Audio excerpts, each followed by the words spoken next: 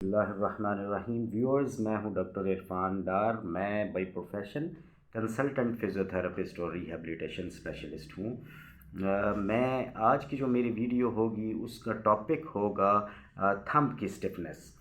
ये जो हमारा अंगूठा होता है इसकी स्टिफनेस हो जाती है या इसमें पेन होती है, उसके मुख्तलिफ रीज़न्स हैं, उसके मुख्तलिफ काजेज़ हैं, वो भी मैं आपको बताऊंगा और इसकी रेमेडी भी आपको बताऊंगा। उसके लिए 5 बेस्ट एक्सरसाइजेस होंगी जो मैं आप लोगों के साथ शेयर करूंगा। इन एक्सरसाइजेस के करने से, रूटीन के साथ इन एक्सरसाइजेस के करने से आपके थंब के जो मसल्स हैं उनकी स्ट्रेंथनिंग होगी और आपके थंब के जो स्टिफनेस है और पेन है वो रिलीफ होगी। थंब की स्टिफनेस या पेन की जो वजूहात हैं वो हैं, इंजरी हो सकती है। कट इंजरी के पेशेंट्स हमारे पास बेशुमार आते हैं जिसमें ग्राइंडर इंजरी है या कोई भी किसी भी किस्म की चोट लगने की वजह से या शीशा लगने की वजह से, वो बहुत ग्लास इंजरी, बहुत ज़्यादा पेशेंट्स हमारे पास आते हैं जो जिनके मसल्स और टेंडन्स रिपेयर हुए होते हैं और उसके बाद फिर हमने उसकी फिज़ियोथेरेपी ट्रीटमेंट करके उनके उन मसल्स की स्ट्रेंथनिंग करनी होती है। हमारे जो थंब के मसल्स हैं या थंब का रोल जो है हाथ की मूवमेंट में या किसी भी फंक्शन में बहुत अहम है। फॉर एग्ज़ाम्पल, आपने कोई भी काम करना है, आपने बोतल पानी की पकड़नी है और पीना है, ये भी आप जब आपकी थंब की मूवमेंट ठीक होगी तो आप ये पकड़ सकेंगे और आप इसको पी सकेंगे। अगर आपका थंब की स्टिफनेस है तो आपकी मुट्ठी पूरी तरह बंद नहीं हो सकेगी, आप कोई भी चीज़ अच्छी तरह होल्ड नहीं कर पाएंगे। इसके अलावा अगर आपने कोई लिखना है, अगर आपने लिखना है तब भी आपके थंब की मूवमेंट जो है इंतहाई अहम है। इसके अलावा थंब की अगर स्टिफनेस हो या थंब में पेन हो तो उसमें आप राइटिंग भी नहीं सही कर पाएंगे।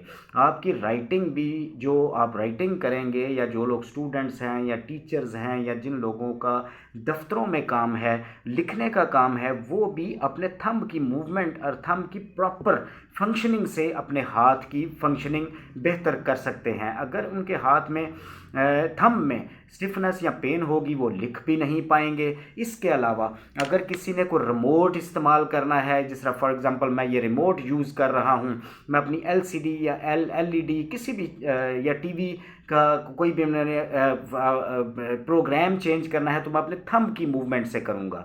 अगर मेरे थंब में स्टिफनेस है या पेन है या मेरे थंब की इमोबिलिटी है तो मैं अपना ये भी यूज़ नहीं कर पाऊँगा। इसके अलावा आपका मोबाइल यूज़ भी आपका थंब से ही होता है। आपकी यानी कि मुख्तसरन, और इसका सम एंड सब्सटेंस ये है कि आपकी हाथ की जितनी भी मूवमेंट्स हैं वो आपके थंब से रिलेटेड हैं। अगर आपका थंब, आपका अंगूठा स्टिफ है, उसमें पेन है, वो आपकी सारी डेली एक्टिविटीज़ की जितनी भी आप एक्टिविटीज़ करेंगे, आपकी रोज़मर्रा ज़िंदगी में जो भी आप काम करेंगे वो आप सही तरह से नहीं कर पाएंगे। इसकी थंब की स्टिफनेस को ख़त्म करने के लिए, इसकी पेन को रिलीव करने के लिए ख़ास किस्म की 5 एक्सरसाइजेज होंगी, वो मैं आपके साथ शेयर करूंगा। सबसे पहली एक्सरसाइज ये है कि आपने इसकी बेस से अच्छी तरह दूसरे हाथ से पकड़ लेना है और आपने थंब को आगे की तरफ मूव करके रखना है। 10 सेकेंड तक छोड़ देना है, फिर 10 सेकेंड तक आपने अंदर की तरफ अंगूठे की टिप को मूव करके रखना है, छोड़ देना है, फिर आपने 10 सेकंड तक अंदर की तरफ मूव करके रखना है, छोड़ देना है। ये एक्सरसाइज सुबह शाम आपने 15 से 20 दफ़ा रिपीट करनी है। इसके अलावा आपने दूसरी एक्सरसाइज जो है वो अपने सारी अपनी जो आपकी फिंगर्स हैं उनके टिप्स के साथ आपने ओ बनाना है।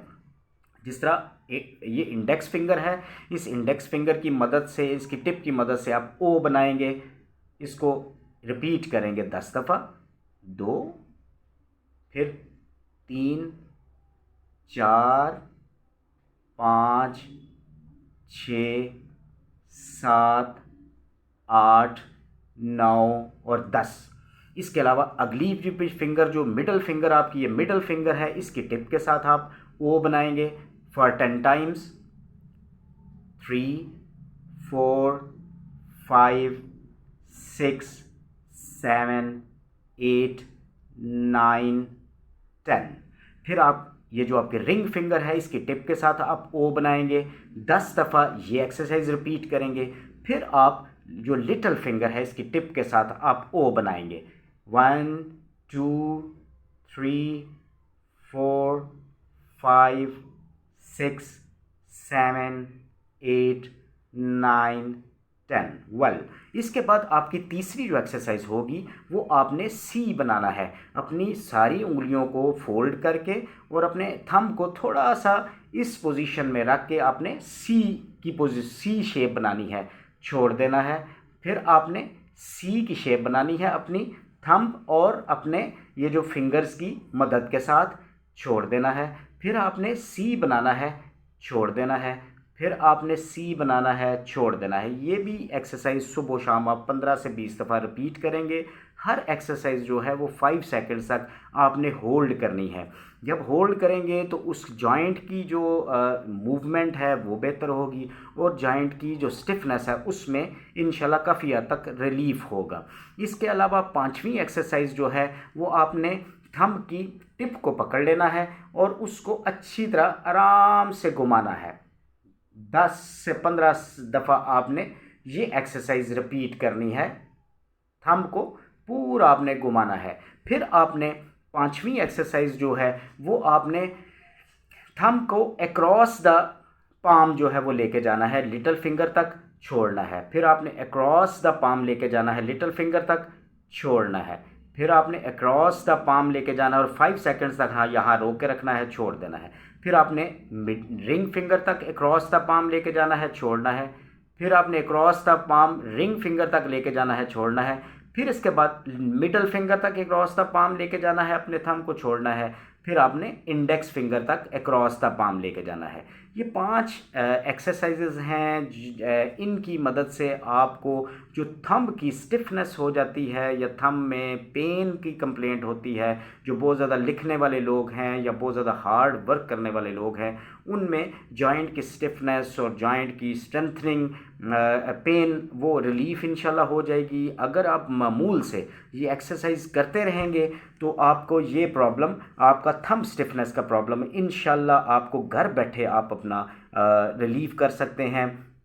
इसके अलावा थंब के जो 2 जोड़ होते हैं, यहाँ पे आप गर्म पानी लें एक टब में, उसके अंदर डबो दें 10 से 15 मिनट के लिए अपने पूरे हाथ को उसमें, और उस पानी के अंदर भी रख के हाथ को अपने जो आपके थंब है उसकी मूवमेंट पानी के अंदर भी करें। ये चीज़ें करेंगे तो आपके थंब की स्टिफनेस और थंब की जो मूवमेंट है वो इंशाल्लाह आपकी बेहतर रहेगी।